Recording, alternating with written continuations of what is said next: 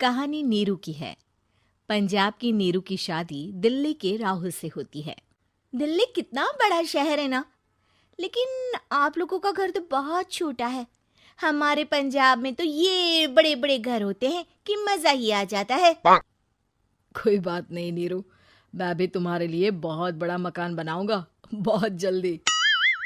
नीरू के पिता जहाँ पंजाब के जाने माने व्यापारी थे, वहीं उसका पति राहुल दिल्ली में एक सिंपल नौकरी करता था। माँ, यहाँ तो घी मक्खन इतना महंगा है कि क्या बताऊं। मैं तो तरस ही जाती हूँ घी खाने के लिए। नीरू की माँ को ये सुनकर बहुत दुख होता है। मेरी बेटी को घी नसीब नहीं हो रहा है और ये बहू यहाँ बैठकर घी में शक्कर डाल रही है। देख वनिता, मैं साफ कह रही हूँ, इस घर में जितना घी आएगा उतना ही मेरी बेटी के घर दिल्ली भी जाएगा। अरे, ये क्या बात होती है माँ जी? बेटी का उतना ही करो जो अच्छा लगे। अब क्या मायके से घी और मक्खन तक की सप्लाई करोगी आप? हाँ, मेरी बेटी किसी चीज को तरसे मुझसे बर्दाश्त नहीं होता। अब क्या था, नीरू के मायके में 2 किलो घी आता तो 2 किलो दिल्ली जाता नीरू के पास। एक दिन, माँ, बड़ी गर्मी पड़ती है दिल्ली में। इस घर में तो एक ही एसी है और वो भी ड्राइंग रूम में। सारा परिवार एक ही कमरे में सोता है। हाँ बेटा, वो तो हर घर की कहानी है। यहाँ भी एक ही एसी है। अरे बिल इतना आता है कि क्या बोलूं। तभी वहां राकेश आ जाता है। माँ, थोड़ी देर में यहाँ कुछ प्लम्बर आएंगे मेरे कमरे में एसी लगाने। जरा ध्यान से लगवा देना ना माँ।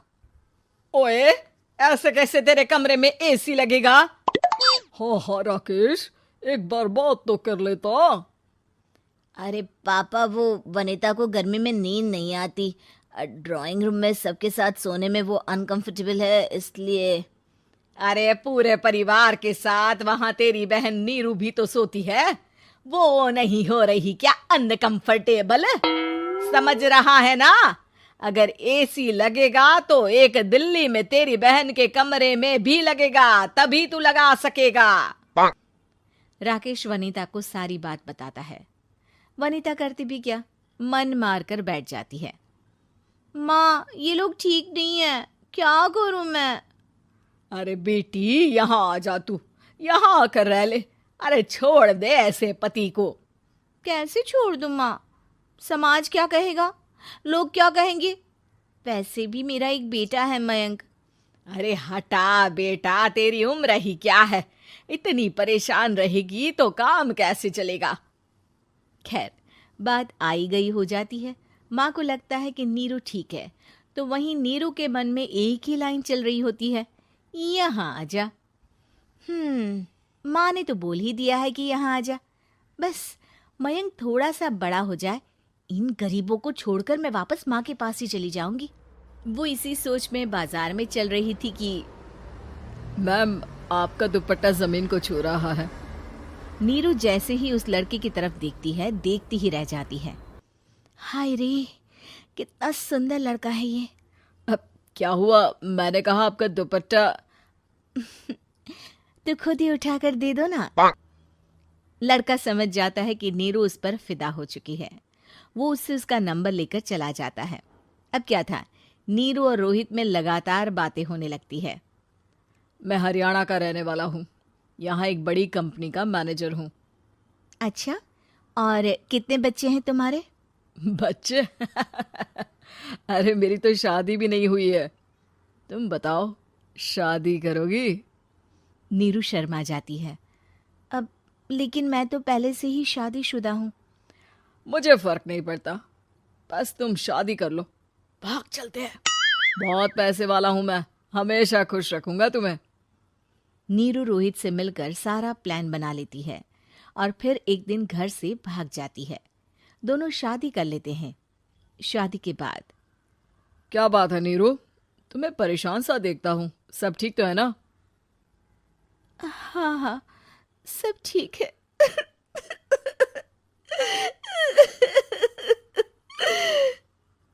ये कहते कहते ही वो रोने लगती है।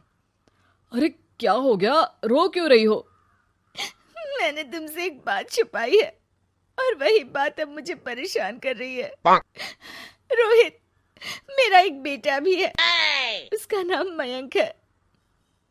क्या बात कर रही हो? ये तुमने मुझे पहले क्यों नहीं बताया? देखो नीरू, मेरी माँ को मैंने ये नहीं बताया है कि तुम शादीशुदा हो। बच्चा मैं मैनेज नहीं कर पाऊंगा। नीरू को समझ में नहीं आता कि वो क्या करे। तुम उस बच्चे को अपनी माँ को क्यों नहीं दे देती? नीरू चुपके से माँ को फोन करती है।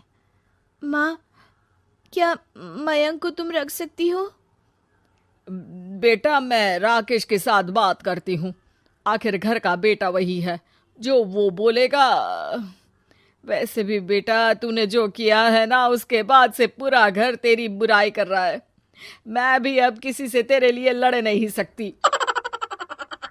राकेश बेटा, नीरू ने तो जो किया बहुत ही बुरा किया, लेकिन मैं सोच रही थी कि क्यों ना मयंक को हम यहाँ ले आए। तभी वनीता बोल पड़ती है। वाह जी, ऐसे कैसे यहाँ ले आए? यहाँ क्या भंडारा भरा है? और जिस बच्चे की माँ ने नहीं सोचा, उसके लिए हम क्यों सोचे? नीरू को एक बार तो अपने बच्चे के बारे में सोचना चाहिए था ना। अरे लेकिन तेरे पास भी तो लड़का नहीं है ना वनीता। माँ, वनीता ठीक बोल रही है। कल को वो बड़ा होकर इसी घर का हिस्सा मांगेगा तो हम क्या करेंगे? माँ कहती भी तो क्या, वो चुप रह जाती है। वहीं नीरू का पहला पति कहता है। माँ, अगर आज भी वो वापस आ जाए तो मैं उसे माफ कर दूंगा। बेटा, गरीबी चीज ही ऐसी है, क्या करेगा? तू तो अब मयंक का सोच। वो बेचारा तो बिना माँ का हो गया। मयंक के खातिर तू दूसरी शादी कर ले बेटा। लोगों के लाख समझाने के बाद नीरू के पहले पति की शादी रिद्धि से हो जाती है, जिसके पहले पति से 2 बच्चे होते हैं। देखो जी, मैंने शादी सिर्फ बच्चे के खातिर की है। मैंने भी शादी सिर्फ बच्चों के खातिर की है।